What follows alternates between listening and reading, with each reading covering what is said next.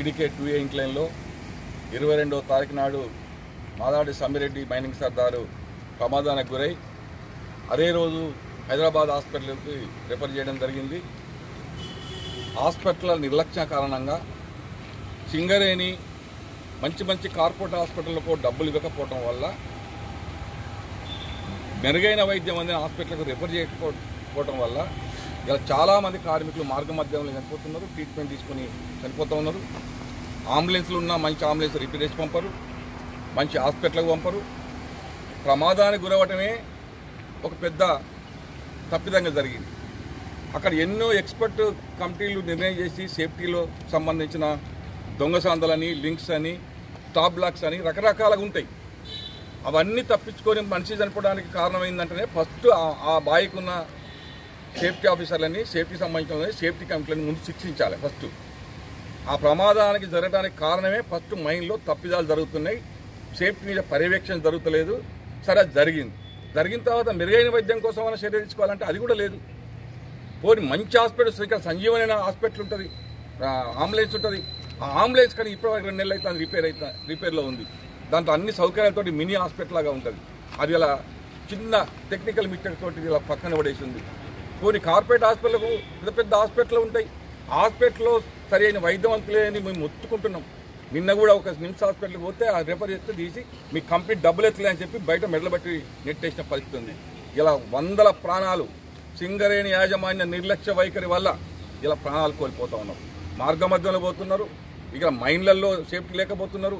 ఆఖరికి పోతే కార్పొరేట్ హాస్పిటల్కి పోతే కంపెనీ వాళ్ళకు సరైన డబ్బులు ఇవ్వలేదు అని చెప్పి నిర్లక్ష్యం చోటు చనిపోతూ ఉన్నారు. ఇది చాలా దురదృష్టకరం. ఇప్పటికైనా సరే చైర్మన్, మేనేజింగ్ డైరెక్టర్ బలరాం గారు ఇలా కొత్తగా ఛార్జ్ తీసుకున్నాడు. ఈ హాస్పిటల్ మీద మెరుగైన వైద్యం కోసం చర్యలు తీసుకోవాలి. అనవసరమైన హాస్పిటల్ రిఫర్లను తీసేయండి. అవసరం ఉన్న మంచిగా డబ్బులు ఇచ్చే హాస్పిటల్, మంచిగా వైద్యం చేసే హాస్పిటల్నే తీసుకోమని కోరుతా ఉన్నాం.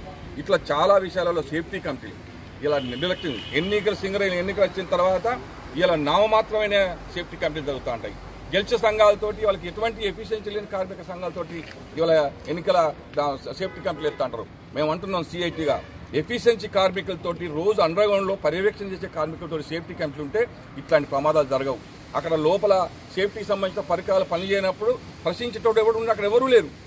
కేవలం సేఫ్టీ కమిటీ మీటింగ్లు అంటే లడ్డూ తిని క్యాంటీన్లో కూర్చొని పోవడం, నమస్తే పెట్టుకోవడం తప్ప సేఫ్టీ కమిటీ మీద ఎటువంటి పర్యవేక్షణ జరగలేదు.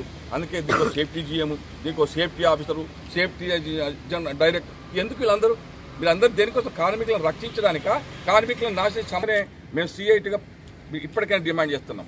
కార్మిక సంఘాలకు అతీతంగా సేఫ్టీ కమిటీలు ఉంచండి. దానివల్ల సేఫ్టీ మెరుగుపడుతుంది. కార్మికుడిగా ఉన్నోడు సేఫ్టీ కమిటీ మెంబర్ ఉంటే సేఫ్టీ విషయంలో యాజమాన్యానికి సూచనలు చేస్తాడు.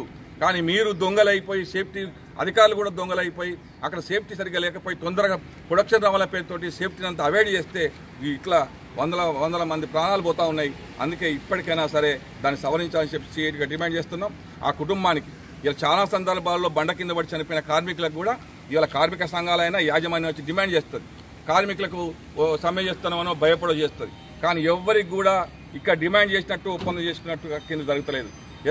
ఎస్ఆర్బిటీలో 2 సంవత్సరాల కింద బండ కింద పడి 3 కార్మికులు చనిపోతే సుటేబుల్ జాబ్ ఇస్తామని చెప్పి ఒప్పందం చేసుకున్న ఈ రోజు వరకు కూడా ఇవ్వలేదు వాళ్ళకి.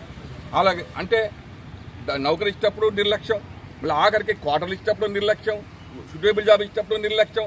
దానికోసం మళ్ళీ ఆ కార్మికుడి కుటుంబం ఇలా లీడర్ల చుట్టూ డబ్బులు పెట్టుకొని లంచాలు ఇచ్చుకుంటా అధికారుల చుట్టూ కాలు మొక్కుంటూ తిరగాల్సిన పరిస్థితి వస్తుంది.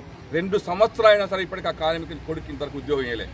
ఇవాళ ఎన్ని స్పెషల్ ఎక్స్కేషన్లు అని చెప్పినా ఇలా నామమాత్రంగా కార్మికుల ఒత్తిడికి ఇలా యాజమాన్యం అంగీకరించినా, కార్మిక సంఘాలు అంగీకరించినా దాన్ని ఇవాళ మళ్ళీ ఈ డెడ్ బాడీ పోయి దహన సంస్కారాలను దీన్ని పట్టించుకుంటారు, ఎవరు ఉంటలేరు.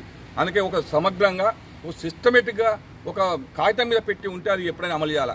ఎప్పుడైనా ప్రతి కార్మికుడు చనిపోయినప్పుడు ఆ కార్మికుడు డెడ్ బాడీ పెట్టుకొని మీరు ధర్నాలు చేయడం, యాజమాన్యం అంగీకరించడం, దాని మళ్ళంగా దాన్ని ఇంప్లిమెంట్ చేయకపోవడం, ఇది యథావిధిగా కొనసాగుతుంది. ఈ సిస్టమ్ ఇక నిండు కొనసాగడానికి వీలు లేదని చెప్పి మేము సీఎట్గా డిమాండ్ చేస్తున్నాం. అందుకనే ఆ కుటుంబానికి ఎక్స్గ్రేషియా వచ్చేటి అన్ని 2 కోట్లు వస్తాయి, 50 లక్షలు వస్తాయి, ఇవి చెప్పడం కాదు. అదనంగా ప్రమాదానికి గురి కావడానికి పూర్తిగా యాజమాన్యం, హాస్పిటల్ నిర్లక్ష్యమే కారణం. కాబట్టి ఖచ్చితంగా అదనంగా ₹1 కోటి అదనంగా ఎక్స్గ్రేషియా ఇవ్వాలని చెప్పి ఆ కుటుంబాన్ని ఆదుకోవాలని, అట్లాగే సుటేబుల్ జాబులు అని చెప్పి మేము సిఐటిగా డిమాండ్ చేస్తా ఉన్నాం.